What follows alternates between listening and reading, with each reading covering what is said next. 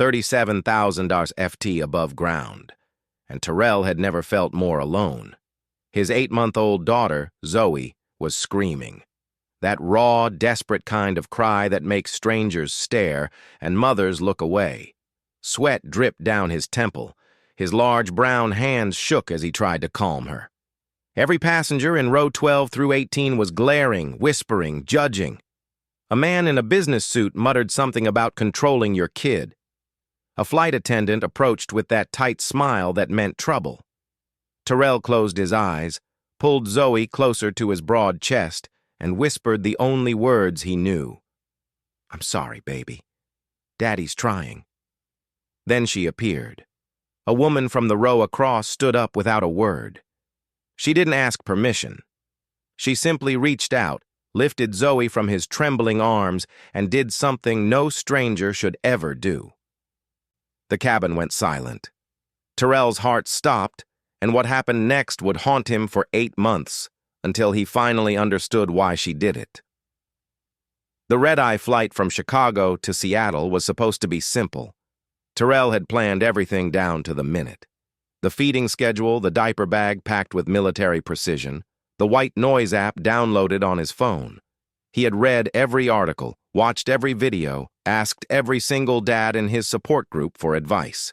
8 months of solo parenting had taught him that preparation was the only thing standing between him and complete disaster. But Zoe had other plans.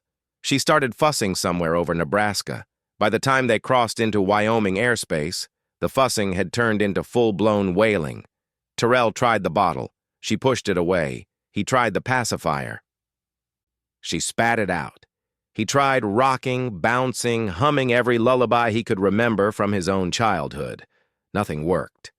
The crying only got louder, more urgent, as if Zoe was trying to tell him something he couldn't understand. Terrell felt the familiar weight of shame pressing down on his chest. He knew what the other passengers were thinking. He could see it in the way the woman in front of him kept sighing dramatically, in the way the elderly couple across the aisle exchanged knowing glances. They were thinking what everyone always thought when they saw him alone with Zoe, that he was doing it wrong, that he didn't know what he was doing, that a baby needed her mother and he was just a poor substitute trying his best. They weren't entirely wrong. 8 months ago, Terrell had no idea how to change a diaper. 8 months ago. He couldn't tell the difference between a hungry cry and a tired cry. 8 months ago, his wife Whitney was supposed to be here doing all the things that seemed to come so naturally to mothers. But Whitney had held Zoe exactly once for 37 seconds in the delivery room before the hemorrhaging started. Before the doctor stopped smiling, before Terrell's entire world collapsed into a single devastating sentence, "We did everything we could."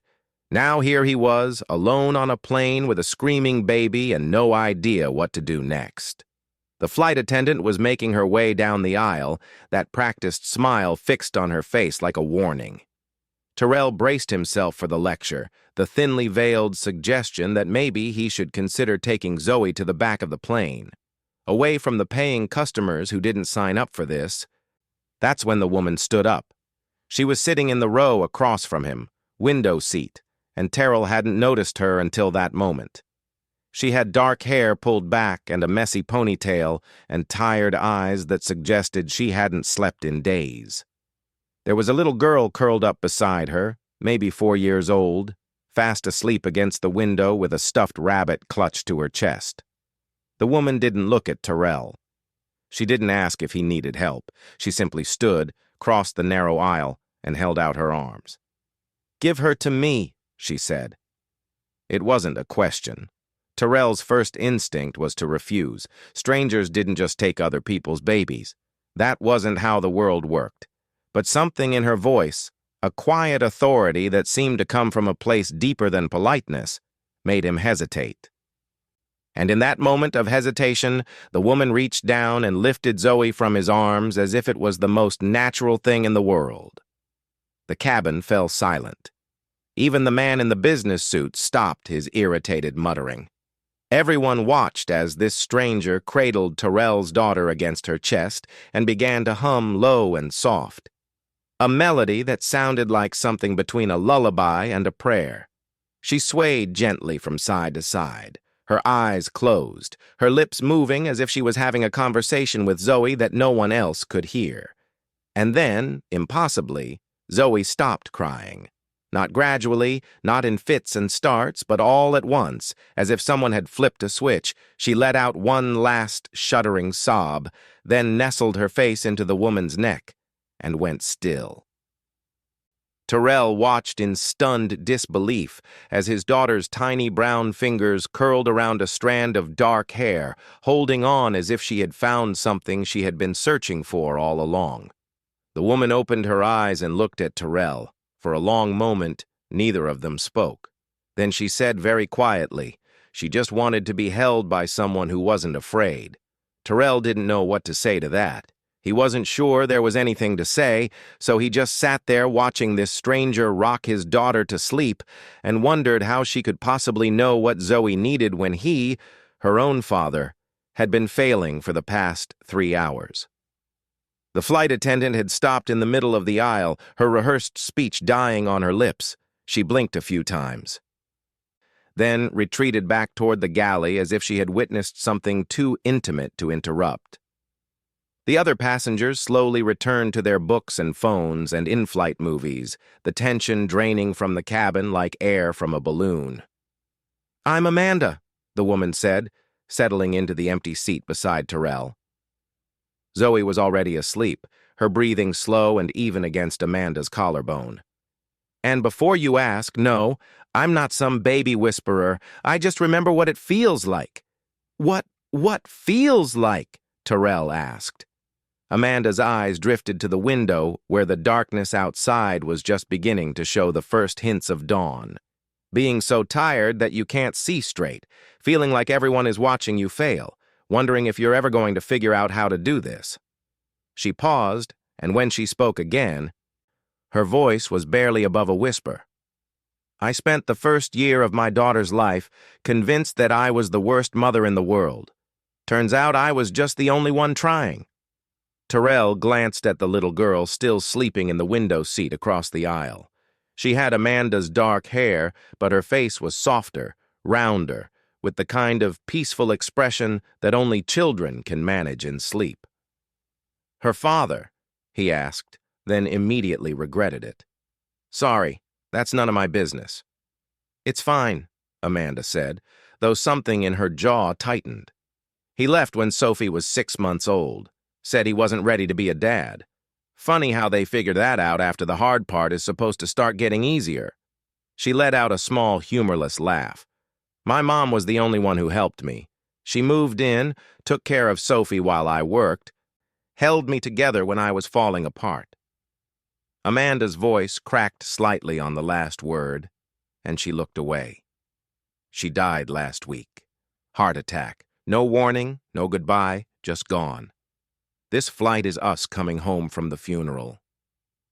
Terrell felt something shift in his chest, a recognition that went beyond sympathy. He knew that kind of loss. He lived with it every single day. "I'm sorry," he said, and meant it in a way he hadn't meant anything in a long time. "My wife died giving birth to Zoe. She never got to hold her." Not really, just once for a few seconds, and then he couldn't finish the sentence. He had never been able to finish that sentence. Amanda turned to look at him, and for the first time, Terrell saw the full weight of exhaustion in her eyes. Not just the tiredness of a long flight or a sleepless night, but something deeper.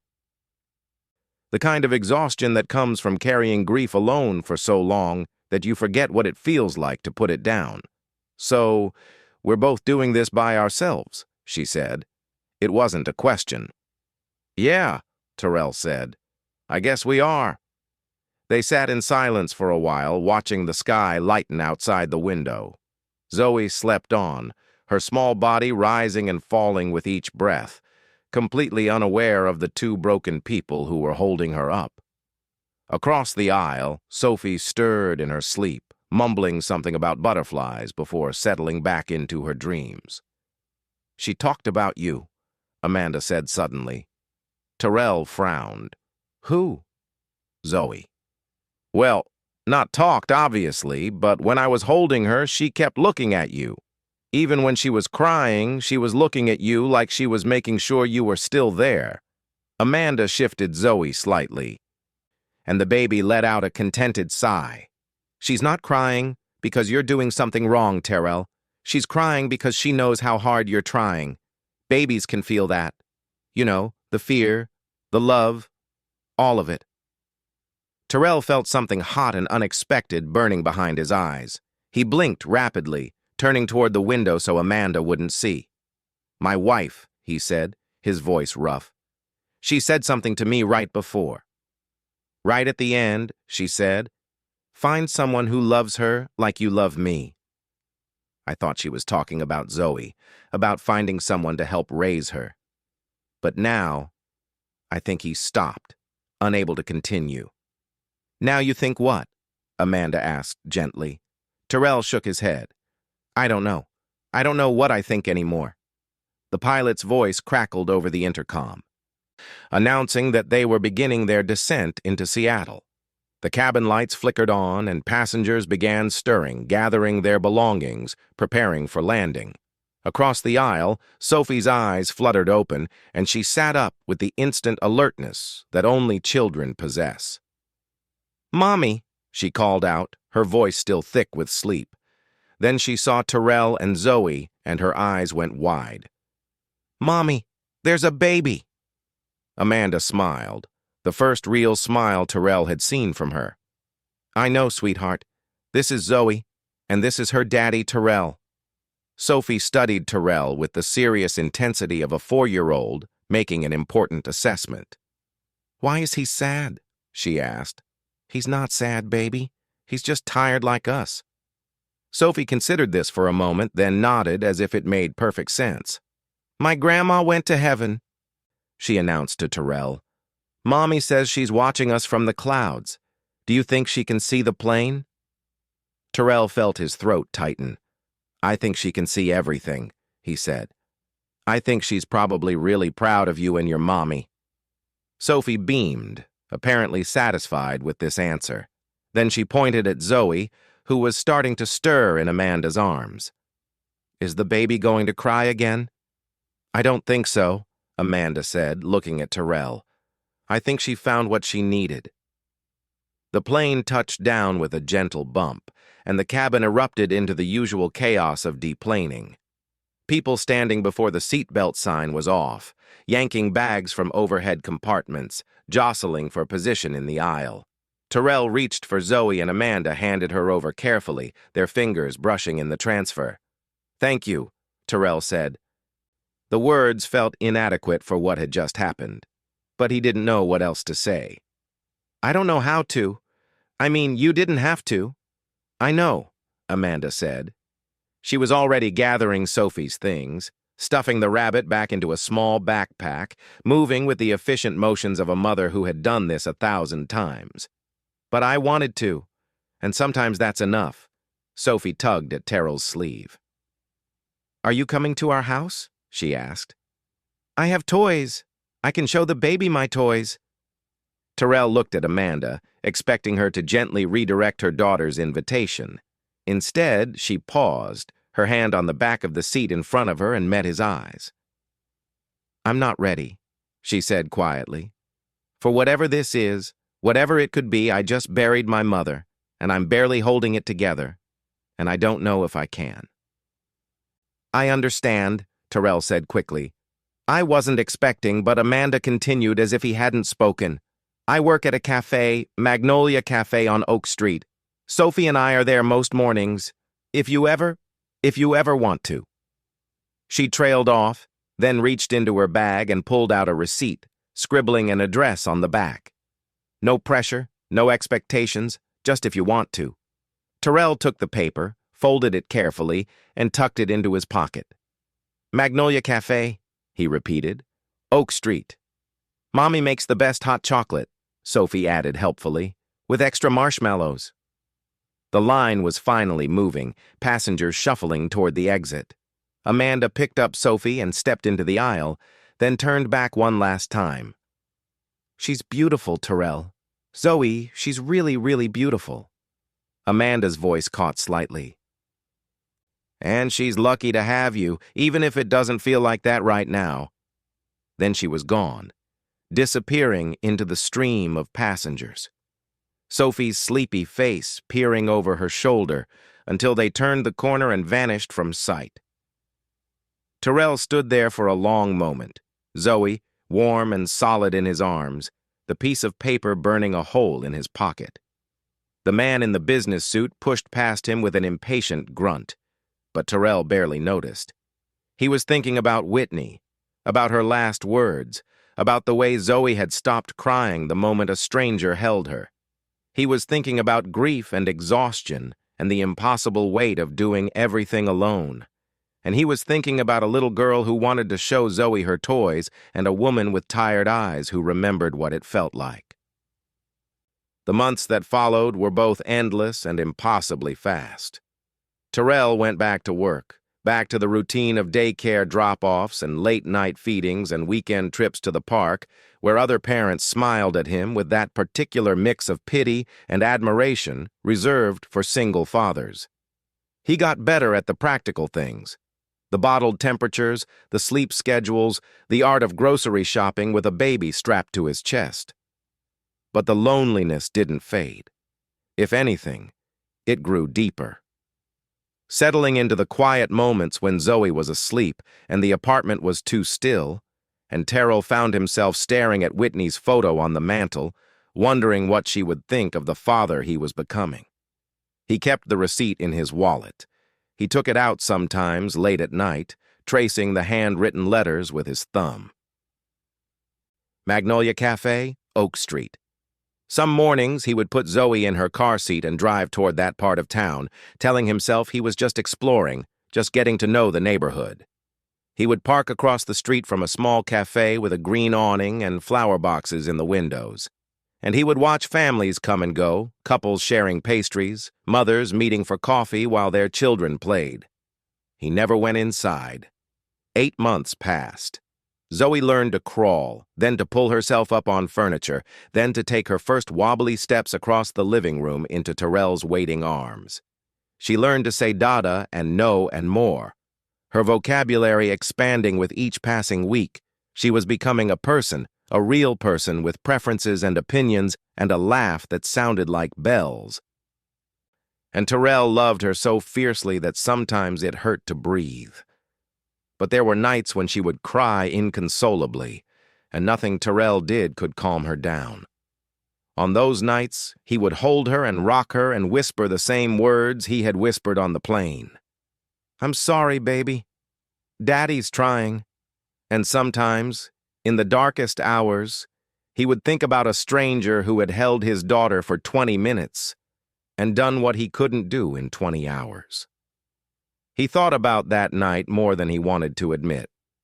He thought about Amanda's tired eyes and Sophie's serious questions, and the way the cabin had gone silent when Zoe stopped crying.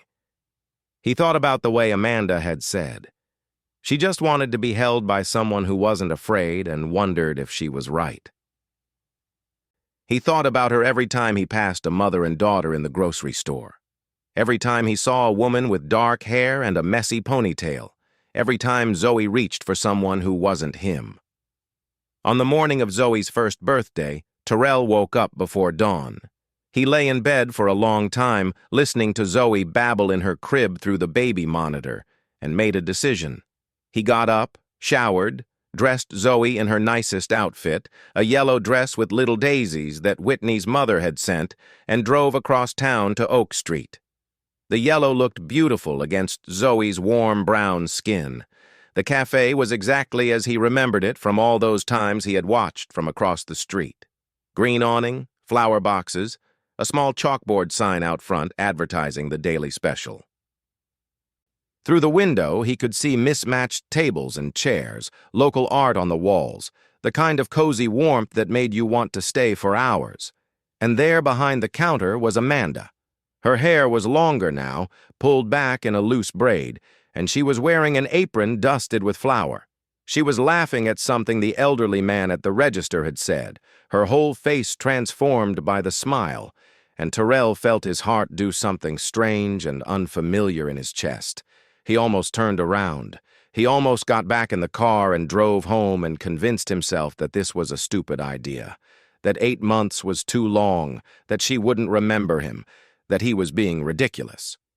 But then Zoe made a sound. Not a cry, not a laugh, just a small, curious noise, and Terrell looked down at his daughter. "What do you think?" he asked her. "Should we go in?" Zoe blinked at him with Whitney's eyes and said very clearly, "More." Terrell laughed, a real laugh, the kind he hadn't heard from himself in months. "Okay," he said. "Okay, Zoe. More it is." He pushed open the door. A small bell chimed overhead, and the smell of coffee and fresh bread washed over him.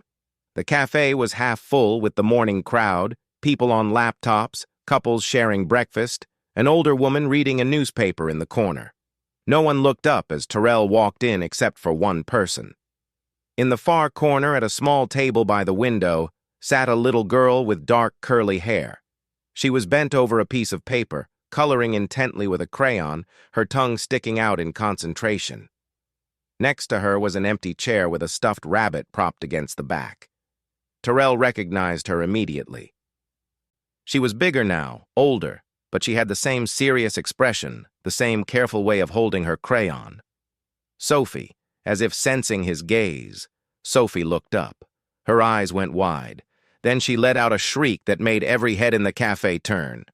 "Mommy! Mommy! It's the airplane man!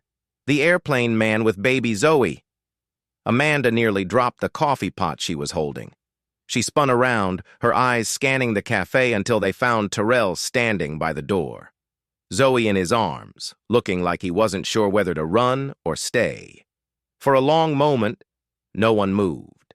Then Zoe wiggled in Terrell's arms, pointing toward Amanda with one chubby finger, and made a sound that Terrell had never heard her make before. "Ma!" she said. "Ma, Ma!" Terrell felt the blood drain from his face. "Zoe, no, that's not!" But Amanda was already moving. She sat down the coffee pot, came around the counter, and walked toward them with tears streaming down her face. Sophie had jumped out of her chair and was running too, her drawing forgotten, her rabbit abandoned. "You came," Amanda said, stopping just a few feet away. Her voice was shaking. "I thought I didn't think I wasn't going to," Terrell admitted. "I almost didn't about 100 times. I almost didn't." "Then why did you?" Terrell looked at Zoe, who was still reaching for Amanda, still making that sound. "Ma," like it was the most natural thing in the world. "Because she hasn't stopped talking about you," he said. "I mean, not talking, obviously. But every night before she falls asleep, she makes this sound, this humming sound, and it took me weeks to figure out where I'd heard it before." He paused, his throat tight. "It was the song you sang to her on the plane." She remembered. Amanda's hand flew to her mouth. "That was my mother's lullaby," she whispered. "She used to sing it to me when I was little. I didn't even realize I was." "She remembered," Terrell said again, "and so did I." Sophie had reached them by now, bouncing on her toes with barely contained excitement. "Is baby Zoe going to play with my toys now?" I told her she could. "Remember, Mommy?" I told her on the airplane. Amanda laughed, a wet, wonderful sound, and bent down to her daughter's level. "I remember, sweetheart. Why don't you show her the corner where we keep the crayons? Zoe might like to draw." Sophie's face lit up like Christmas morning. She looked at Terrell hopefully. "Can I hold her hand, please? I'll be really careful." Terrell set Zoe down on her feet. She was steady now. Had been walking for 2 months, though she still preferred to hold on to something. A table edge, a pant leg, a finger. She looked up at Sophie with wide, curious eyes. "Hi, Zoe," Sophie said solemnly, extending her small hand. "I'm Sophie. We're going to be best friends." Zoe studied the offered hand for a moment. Then she reached out and grabbed Sophie's fingers, and the two of them toddled off toward the corner table, Sophie chattering about all the important things Zoe needed to know about crayons and coloring and the best way to draw a butterfly. Terrell and Amanda stood there watching them go, standing close enough that their shoulders were almost touching. "She called you Mama," Amanda said softly. "I know, I'm sorry. She doesn't really understand. Don't apologize." Amanda's voice was firm, but there was something underneath it. Something fragile and hopeful and terrifying all at once. "My mother used to say that children know things that adults are too scared to see." She turned to look at Terrell. "Really?" Look at him. And he saw that she was crying again, but smiling too. Maybe she sees something we're not ready to admit yet. Terrell felt the ground shift under his feet. "What are you saying?" Amanda took a breath. "I'm saying that for 8 months, I've been thinking about a man on an airplane. A man who was so clearly terrified and exhausted and in over his head, but who was also holding his daughter like she was the most precious thing in the universe. I'm saying that I've been thinking about how he looked at me when I sang her to sleep, like I had done something miraculous. When really I just remembered what it felt like to need help and be too proud to ask for it." She stepped closer, close enough that Terrell could smell coffee and flour and something that might have been vanilla. "I'm saying that Sophie asks about you every single day. She draws pictures of the airplane man and baby Zoe.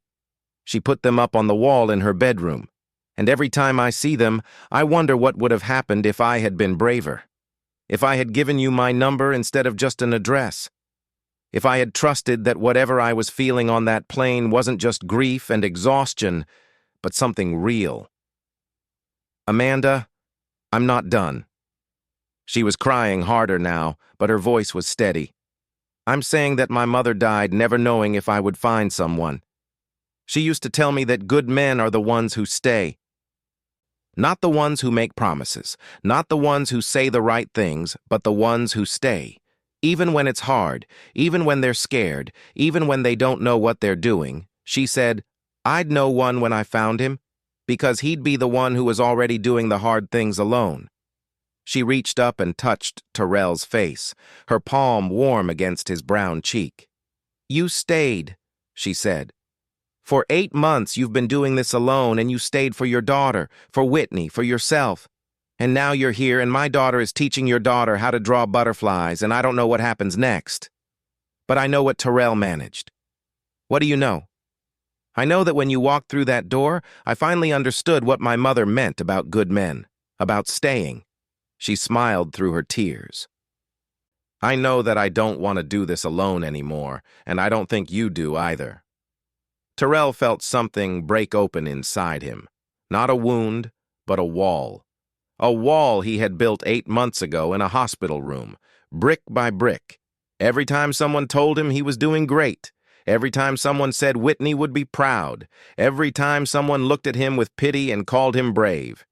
He had built that wall to protect himself, to keep the grief contained, to make sure that no one could ever hurt him the way losing Whitney had hurt him. But standing here in this tiny cafe on Oak Street with this woman who had held his daughter on an airplane and sung her a lullaby and somehow remembered what it felt like, the wall didn't seem so important anymore. "I don't know how to do this," he said. His voice cracked on the last word. "I don't know how to be. I don't know if I can." "Neither do I," Amanda said. "But maybe we can figure it out together. One day at a time. One cup of coffee at a time." She glanced at the corner where Sophie and Zoe were now both covered in crayon, giggling at something only they understood. One butterfly drawing at a time. Terrell followed her gaze, watching his daughter laugh with pure, uncomplicated joy. Zoe looked up and caught him watching, and she waved a clumsy full-arm wave that nearly knocked the crayon out of Sophie's hand. "Dada!" she called out. "Dada, look!" "I see, baby," Terrell called back. "I see." The elderly man behind the counter, the cafe owner, Terrell would later learn. A man named Walter, who had known Amanda's mother for 40 years, cleared his throat loudly. "Hey, Amanda," he called out. "You going to introduce me to your young man, Or should I just keep pretending I'm not watching this whole thing like my favorite soap opera? Amanda laughed, wiping her eyes with the back of her hand. Walter, this is Terrell. Terrell, this is Walter. He's going to give you a free coffee and a muffin because he's a romantic, and he's been waiting for this moment since I told him about the airplane. Walter snorted. I'm giving him free coffee because anyone who makes you smile like that deserves at least that much. He looked at Terrell with eyes that had seen a lot of years and a lot of stories. Blueberry or chocolate chip? Chocolate chip, Terrell said automatically. Good answer. Amanda, take your break. I'll handle the counter. Amanda led Terrell to a small table near the window across from where Sophie and Zoe were still creating their masterpiece. The morning sunlight streamed through the glass, catching the dust motes floating in the air, making everything look softer and more golden than it had any right to be. This is where my mom used to sit, Amanda said, running her hand over the worn wood of the table. Every morning for 20 years, she sat right here with her tea and her crossword puzzle. Walter keeps the table reserved for her. Even now, old habits, he says. Terrell looked at the empty chair across from him, and suddenly he understood. This table wasn't just a table. It was a shrine, a memory, a promise. It was a place where love had lived and continued to live even after the person was gone. What was her name? He asked. Dorothy. Dorothy May Wilson. Amanda smiled at the name, and there was no sadness in it. Just love, just gratitude, just the quiet peace of someone who had learned to carry grief without being crushed by it. She would have liked you. She would have said, "You have honest eyes." Do I? The most honest I've ever seen. Walter appeared with 2 coffees and 2 enormous chocolate chip muffins. He set them down without comment, then retreated back to the counter with a knowing wink at Amanda. So, Amanda said, wrapping her hands around her mug, what happens now? Terrell looked at her across the table. This woman who had stepped into his life for 20 minutes on an airplane and somehow changed everything. He looked at the little girls in the corner, already inseparable after 10 minutes, their heads bent together over a shared piece of paper. He looked at the empty chair where Dorothy May Wilson used to sit, and thought about Whitney, and thought about the way grief and love were sometimes the same thing, just wearing different clothes. Now, he said slowly, I think I'd like to hear about Dorothy, and maybe you'd like to hear about Whitney, and maybe if it's okay with you, I'd like to come back tomorrow, and the next day, and the day after that, until those girls over there are so sick of each other that they're fighting over crayons instead of sharing them. Amanda laughed. That wet, wonderful sound again. That might take a while. Sophie's pretty stubborn. Good thing I'm not going anywhere. Outside the window, the sun continued to rise. Inside the café, 2 broken people sat across from each other and began slowly, carefully to tell each other their stories. In the corner, a 4-year-old and a 1-year-old created a drawing that would later be framed and hung on a wall in a house that didn't exist yet. A house with a green door and a backyard with a swing set and a kitchen that always smelled like coffee and fresh bread. But that was later. Right now, there was just this. 2 cups of coffee, 2 chocolate chip muffins, and the sound of children laughing. Right now, there was just Amanda's hand reaching across the table and Terrell's hand meeting her halfway, their fingers intertwining like they had always been meant to fit together. Right now, there was just a single dad and a single mom. Both of them tired, both of them scared, both of them hoping that maybe, just maybe, they wouldn't have to do this alone anymore. And in the corner, Zoe looked up from her drawing, saw her father holding hands with the woman from the airplane, and smiled. It was a smile that looked exactly like Whitney's smile. That smile that Terrell had been so afraid of losing, but he realized now that he hadn't lost it at all. He had just been waiting for the right moment to see it again. Dada, Zoe said, pointing at her drawing. Look, family. Terrell looked at the paper, a chaotic mess of color that might have been 4 stick figures if you squinted hard enough. He looked at Sophie, who was nodding proudly at her collaborative work. He looked at Amanda, who was crying again, but smiling too. "Yeah, Zoe," he said, his voice thick with something that felt like hope. "Family." Walter watched from behind the counter, wiping down the same spot he had been wiping for the last 10 minutes. He thought about Dorothy Mae Wilson, about the way she used to sit at that table every morning and tell him that someday her Amanda would find her person. "Took your time, didn't you?" he murmured to the ceiling, to the clouds, to wherever Dorothy was watching from. "But I guess you always did have a flair for the dramatic." Somewhere far above on a plane crossing the same sky that Terrell and Amanda had crossed 8 months ago, a baby started crying. The mother looked around apologetically, already bracing for the judgmental stares. But the woman in the seat next to her just smiled and held out her arms. "May I?" she asked. And the cycle continued. Strangers becoming helpers, helpers becoming friends, friends becoming family. One crying baby at a time. One act of unexpected kindness at a time. One moment of courage at a time. Because sometimes the unthinkable isn't something terrible. Sometimes the unthinkable is simply this: a stranger who sees your struggle and chooses to help. A hand reaching out across an aisle. A lullaby remembered from childhood. A piece of paper with an address scribbled on the back. Sometimes the unthinkable is love. Arriving when you least expect it, in the form you least expect from the person you would never have thought to look for. And sometimes all it takes is a baby who won't stop crying and a single mother who does the unthinkable.